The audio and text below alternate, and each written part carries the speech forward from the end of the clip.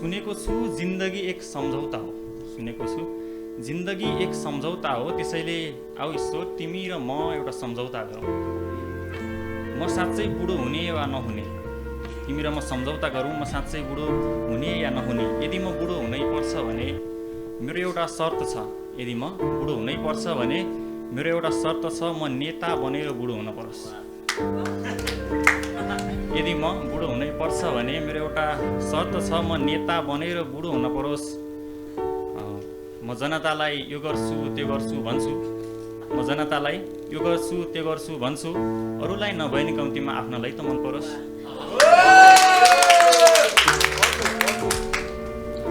म नेता भएपछि बाचा भयो म घुस खान्न। म नेता भएपछि बाचा भयो म घुस खान्न। तर म गाडी चढ्छु, ठुलो घर बनाउँछु, आफ्नालाई ठाउँमा पुर्याउँछु। म बाँच्दा वाहवाही होस् अनि म मर्दा देश नै शोकमा होस्।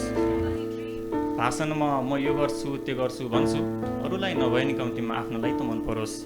त्यसैले आऊ ईश्वर तिमी र म एउटा सम्झौता गरौँ। यदि म बुढो हुनै पर्छ भने मलाई नेता बनेर बुढो हुन परोस्।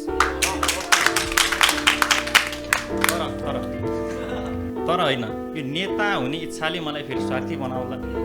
तर होइन, यो नेता हुने इच्छाले मलाई फेरि स्वार्थी बनाउला। इतिहासमा कलङ्क हुने नेता हुनुभन्दा मलाई बुढो हुनै नपरोस्।